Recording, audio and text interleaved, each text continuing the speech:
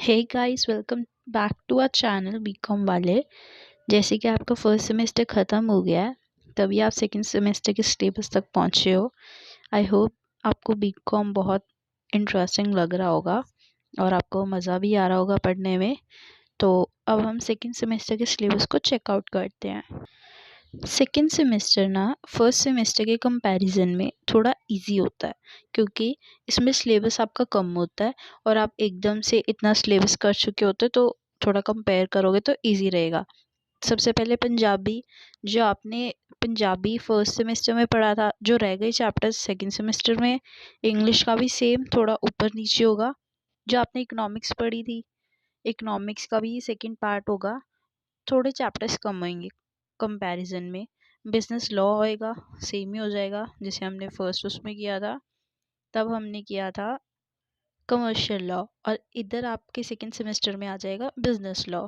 और corporate accounting है, तब हमारे फाइनेंशियल अकाउंटिंग था। इस बार हमारा एक न्यू सब्जेक्ट आता है, इंटरडिसिप्लिनरी ई कॉमर्स। ये बेसिकली ई कॉमर्स इलेक्ट्रॉनिक चीज़ों से रिलेटेड हो जाएगा। और ppm, principles and practices of management की जगह इस बार आ जाएगा आपका ह्यूमन रिसोर्स मैनेजमेंट। वैसे तो ये सारे सब्जेक्ट सिमिलर ही हैं, ज़्यादा वो है नहीं, इजी रहेंगे, सिलेबस भी कम है। तो ऑल द बेस्ट। चलो देखते हैं आगे। वैसे टोटल 7 सब्जेक्ट्स है। एक एक्स्ट्रा सब्जेक्ट होता है एनवायरनमेंट का, जो ऑनलाइन मोड में होता है, लेकिन इसको पास करना बहुत इंपॉर्टेंट होता है। अगर आप इसमें पास नहीं होते तो आपको बाकी सारे सब्जेक्ट्स में भी फेल माना जाता है। तो आपको वेट करना पड़ता है रिज़ल्ट के लिए, और आपका टाइम बहुत हो जाता है। और इन्वायरमेंट का पेपर हर साल होता है 3 साल में। पंजाबी का पेपर 50 मार्क्स का है, बाकी सारे 100 मार्क्स के हैं। सबसे पहले हम सेकेंड सेमेस्टर में पंजाबी को देख लेते हैं। पंजाबी में आपकी वही बुक है, गलिए चिक्कड़ डोरी कर। इसके जो आपके 6 चैप्टर्स रह गए हैं वो होंगे। शॉर्ट क्वेश्चंस आ जाएंगे, थोड़े लेट इसमें लेटर्स आएगा इस बार, पंचुएशन, एडवर्टीजमेंट। और ये वो कैब जो हमने पिछली बार एच तक की थी, तो इस बार आई से लेके जेड तक सेम 100 वर्ड्स हैं। ये भी 5 मार्क्स के आएंगे। इंग्लिश की भी बुक सेम ही रहेगी, 10 माइटी पेन्स। आपके 5 चैप्टर्स आएंगे, Chandalika, bachelor complaint of behaviour of married people, Eldorado, bore और द आर्ट ऑफ एसेस्ट।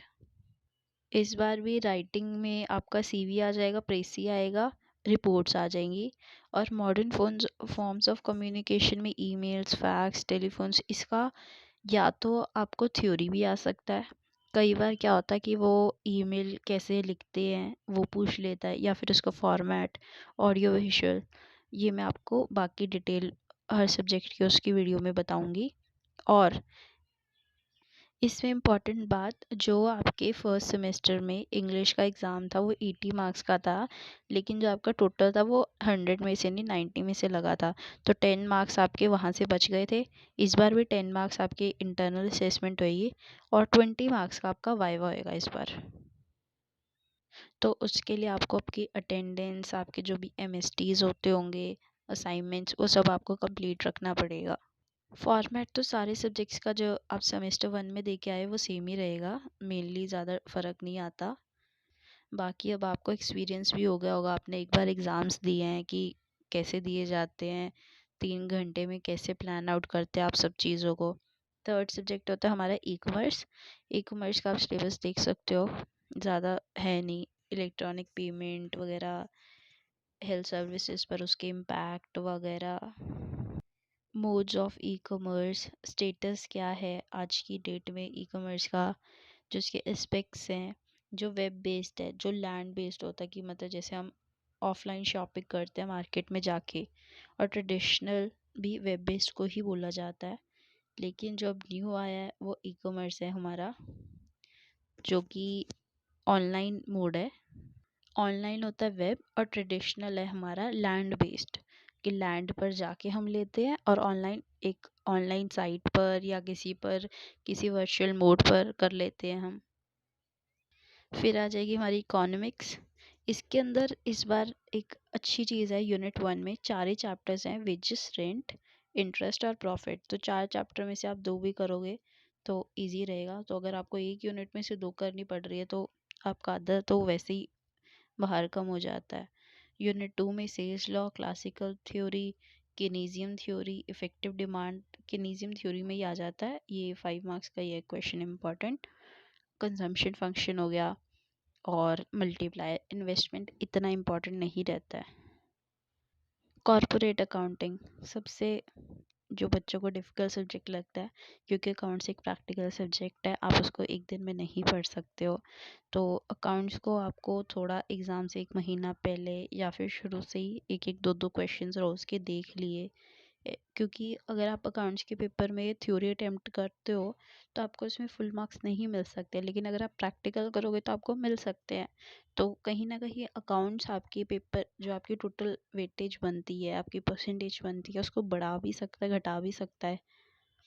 और आगे सेमेस्टर जो आपके 3rd 4th आने वाले हैं और 3rd ईयर होगा, उसमें तो मेनली प्रैक्टिकल सब्जेक्ट ज़्यादा हैं, थ्योरी है भी नहीं। तो आपके लिए मुश्किल हो जाएगा आपकी वेटेज को कम ज़्यादा कर पाना। तो फर्स्ट ईयर में जितने नंबर ले सकते हो लो। तो कॉर्पोरेट अकाउंटिंग है इस बार, तो इसके अंदर है शेयर्स आ जाएगा आपका। शेयर्स के ही 4-5 चैप्टर्स हैं मेन तो, और फाइनल अकाउंट्स है। फाइनल अकाउंट्स में ही मैनेजर रेम्यूनरेशन और प्रॉफिट प्रायर। प्रॉफिट प्रायर एक अलग चैप्टर है, ये अलग बहुत बड़ा चैप्टर है। फाइनल अकाउंट्स खुद एक बड़ा चैप्टर है। और शेयर्स में तो है ही 4-5 इसमें आ रखे हैं। तो मेनली अगर आप यूनिट 1 में से सिर्फ जो आपकी बेसिक आपने जो +2 में भी किया था, प्रो राटा, री इशू की, बायबैक की, फुल फीचर की, अगर आपको उतना भी आता है तो आपका शेयर्स का एक क्वेश्चन जो 15 मार्क्स में होता है वो हो जाता है। और फाइनल अकाउंट्स करके जाओगे आराम से ये अटेम्प्ट हो जाता है। यूनिट 2 में डिबेंचर्स आ जाता है। डिबेंचर्स का अंडरराइटर और इशू रिडम्पशन। बैंकिंग और इंश्योरेंस खुद एक बहुत बड़े चैप्टर्स हैं दोनों। आपको बहुत फॉर्मेट याद करने पड़ेंगे इनके, ये खुद में बहुत बड़े चैप्टर्स आते हैं, ये आगे बताना पड़ेगा आपको हर चैप्टर में।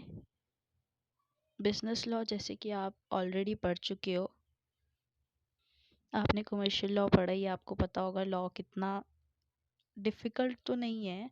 हाँ, बट सेक्शंस याद करने, और अगर आप लॉ के पेपर में भी सेक्शंस नहीं लिख के आ रहे हो तो फिर ये तो गड़बड़ वाली बात हो जाएगी।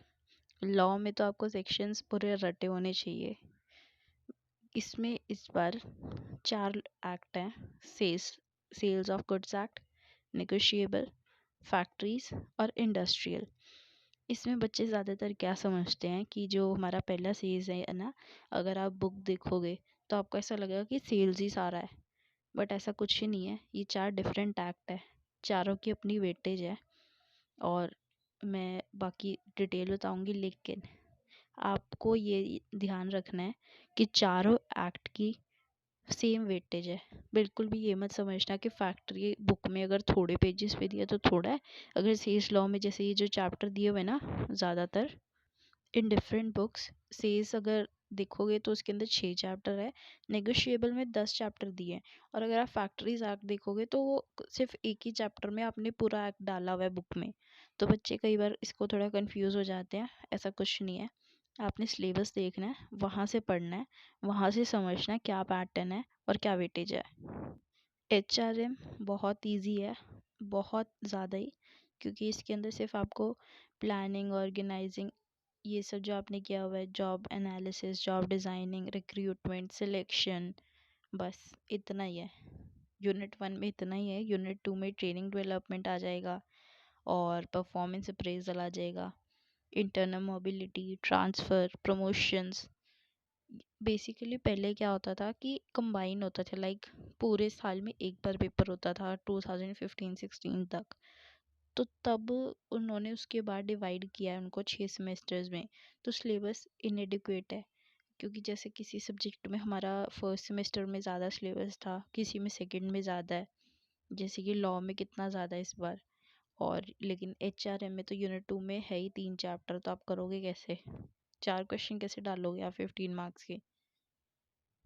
और आपका लास्ट सब्जेक्ट होता है EVS, ये वैसे ऑनलाइन बेस्ड होता है, तो इसका मैं इधर ज़्यादा नहीं बता रही, मैं पर्टिकुलर उसी में बताऊंगी जब मैं इस सब्जेक्ट की वीडियो बनाऊंगी।